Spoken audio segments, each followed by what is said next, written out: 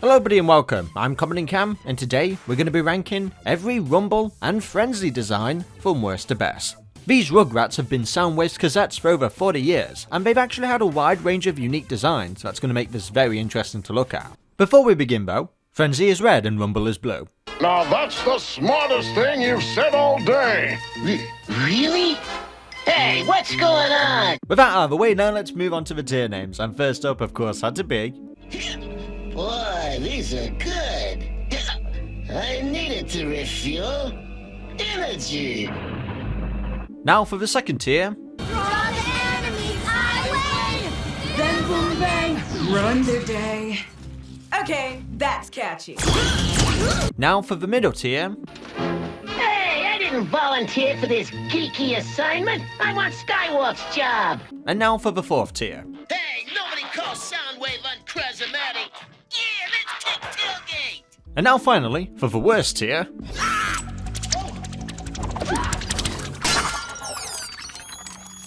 I see.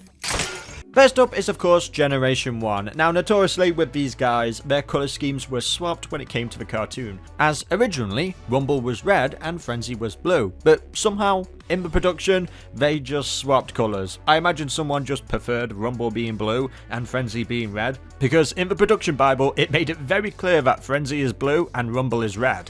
Now for me personally, I prefer the switch. I think Rumble just suits better as blue, and Frenzy suits as red. I can't really describe the feeling, but it just fits right with me.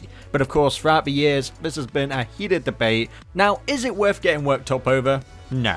But no, I think it's because you got to know Rumble a lot better in the G1 cartoon, but he just kind of fits the name better. Frenzy has less screen time, but he's still a welcome addition. I still love the colours, I love the designs of these little guys, they're just perfect with Soundwave and a great addition to the cast. Just to clarify, Rumble is not purple in the original cartoon. If you say that, you're not being helpful. Also, shout out to the time that Rumble turned into a tree. Yeah, this was perhaps the most horrifying moment of his life. Phew, that was close. Hey, wait a minute. You tricked me! Just to get him out of the way, we have the Angry Birds, Rumble and Frenzy looking very Generation 1-like, each having one hammer. And the same goes for the Dreamwave and IDW comics. These guys are just as basic as it comes. Slightly off-putting to me is the Creo versions of Rumble and Frenzy. I don't really care for that head design, but these are fun I guess. These are fun little designs. Not so fun though are the Generation 2 versions of these guys. On the left we have Rumble, which was a cancelled fourth wave of the Generation 2 GoBots line, and then on the right with Frenzy it was released, but it was just a redeco of Wave 1 Blowout. I don't like any of these. The Porsche is kinda cute, but that purple is just not looking good on that design. In the early 2000s, Rumble got a lot of treatment with standalone toys, the first one being in Universe 2003, where this is basically just a redeco of Cybertron's scrap metal. I think this is terrible, I can't see this as Rumble at all, but heck, if you like the colours, that's fine. And then we have Alternators in 2006, where they went with the red colour scheme. This is a trademark of a Honda Civic C, if that's even how you pronounce it right, I apologise. This is alright, not bad. I don't really care for it too much.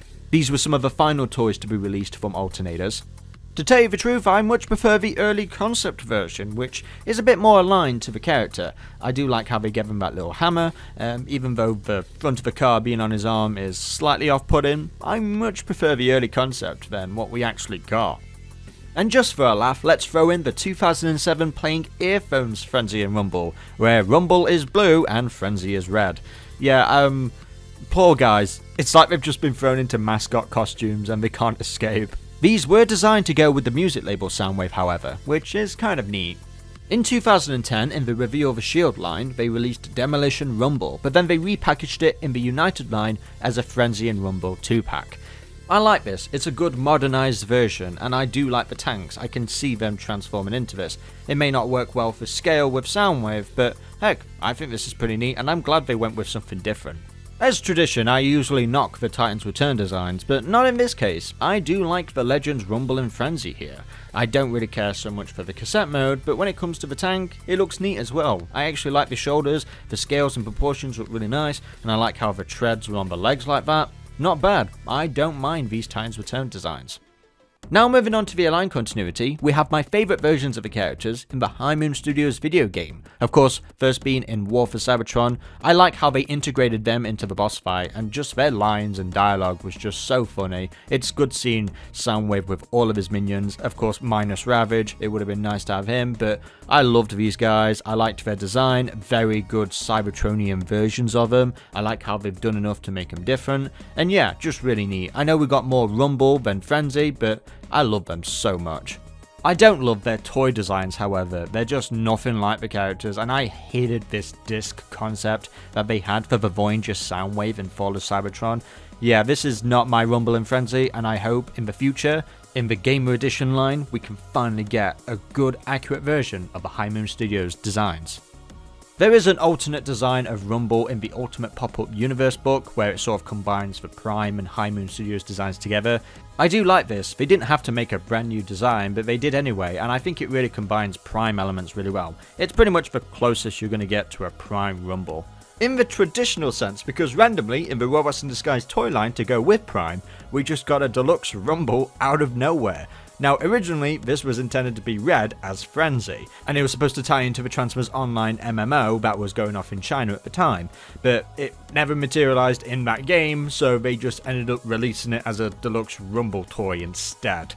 I do kind of like this design, even though the chest has always been off-putting to me because it just looks like a face, but I do like the hammers, and for Rumble to be a car randomly in Transformers Prime, it's like a full 180 out of nowhere. But this made myself and many other fans think he was going to appear in the show at some point, but he never did, unfortunately. It's a shame. Surprisingly, when it comes to Frenzy and Rumble, the only one to make a live-action debut is Frenzy in the 2007 movie, with a drastic change of him being accompanied by Barricade and not Soundwave. So this guy transforms into all sorts. He transforms into a CD boombox player, and then he transforms into Michaela's phone. He can transform into basically anything he wants. And for the live action movies, it works. You know, he's actually kind of practical in some areas where it wasn't all CGI, but they built an actual Frenzy robot, which was pretty neat. But I will give props to that head design. It is freakish and nightmarish. I would hate to see this thing coming at me, but it was good enough where it was incorporated in Transformers Animated in the EarthSpark Almanac. Unfortunately, due to the nature of its design, it hasn't had much luck when it comes to the toys. The Fast Action Battlers is a good attempt. You know, it has to transform into a CD boombox player, so we have to add a bit more mass onto that. But heck, at least you had the robot replica at the time that is pretty much as close as accuracy as you're going to get. And I think we all lost the minifigure version that came with Barricade. Now, even though Rumble didn't appear on the big screen, he got some attention to other live-action media, for example the Revenge of the Fallen comic where he transformed into a rhino, which is very bizarre, but it fits Michael Bay's style, I can imagine this. Now when it comes to the Bumblebee movie, we got two versions of Rumble, first in the Sector 7 Adventures, where he appeared in this motion comic, looking very aggressive and actually kind of neat. I do like this design, it actually looks really cool. I like the colours, that face design is very interesting. I can't exactly imagine it as Rumble, but it's still cool nonetheless. I like how the wings are just sticking out like that. Really neat. But surprisingly, in 2024, in the Studio Series line, we got concept art toys of Rumble and Frenzy. This was basically the unreleased stuff that never made it into the movie, so Hasbro thought, we'll still make toys out of these guys, and we got Rumble and Frenzy. Their robot designs look really cool, but what they transform into is basically a lump, and I don't like how it looks in Soundwave's chest. Of course they have to be designed that way in order to fit, but I wouldn't have them in this chest at all. Frenzy is outright identical to Rumble, of course, and yeah, as a robot toy design, it looks neat. I just don't care for that lump of an alternate mode. Now, out of Rumble and Frenzy, the last one to get an updated design is in EarthSpark, where Frenzy appeared, and this is the first time Frenzy is female. And I like this version of the character. I like that she's got her guitar, and she's just this like punk rock, you know, menace to society, and I like it. I like how she is in the series. I just hope that if EarthSpark comes back for another season, we just get more of Frenzy, because the screen time is very limited on Soundwave's minions in EarthSpark, and I just want more screen time of them because they're a great act together. And let's hope that Rumble gets thrown into the mix. Now let's move into some fan art, because I want to celebrate all the great fan art out there. And first up is maxeralfa, and I love these designs. I love how they're inspired of other characters, and yeah, they're kind of terrifying, especially Rumble, but in a unique and creative way. Just, I wouldn't want to wake up with this right next to my bed. Next up we have a cute family photo by Noctira, and I love this so much. The art style is just gorgeous. I love all of Soundwave's minions all together, Ravage looking adorable, Rumble and Frenzy being goofs, and Laserbeak just enjoying the show. Alright, next up we have Chirino, and a very creative take on Rumble and Frenzy. Of course, we have to include the time he transformed into that iconic tree. I love that little plant, it just looks really cool. But I actually like the vehicle mode as well that they've chosen. This is a really good alternate mode. I can imagine them transforming into something like this. Next up we have Eggboy09, and I really like these designs. These are really cool. We've got Frenzy, who is a guy, and then we've got Rumble, who is a girl. Those head designs are just incredible. I love the shoulder pads so much. Everything about this just pops. I would love to see these designs in an upcoming Transformers comic because these are really unique. It's like it's what they should have been in the IDW comics. Like, this is how they should have looked like.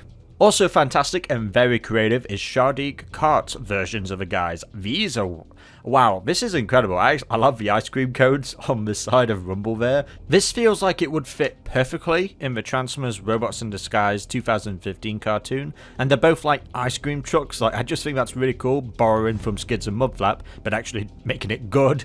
Yeah, this is really cool.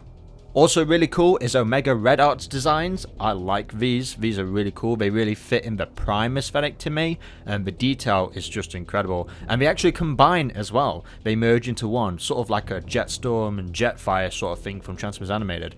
I like this. This is actually something I would like to see in future Transformers media. Rumble and Frenzy combine into something.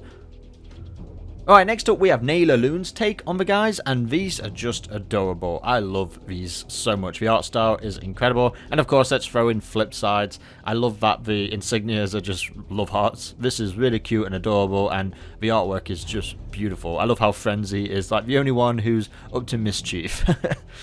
Alright, next is Kraylin Greelan, and this is awesome. This art style is incredible, very anime-esque. See, the design is based on the Bumblebee movie, but yeah, Ravage is also really neat. I love this art style, and I couldn't draw it to save my life. This is just so creative, so unique. Well done.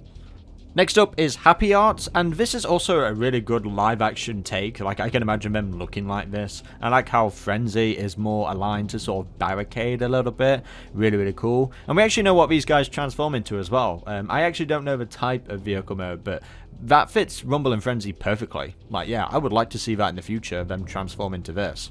Alright, finally we have Lord Skywarp with these great looking designs, very borrowed from the War for Cybertron and For Cybertron games, but also at the same time, you know, sort of that Studio Series concept art. I like these. I like how spiky they are. The designs are just really neat, and the colours, the shading is just beautiful. I like the grin on Rumble, but Frenzy has got a mouth plate, which is a good creative choice.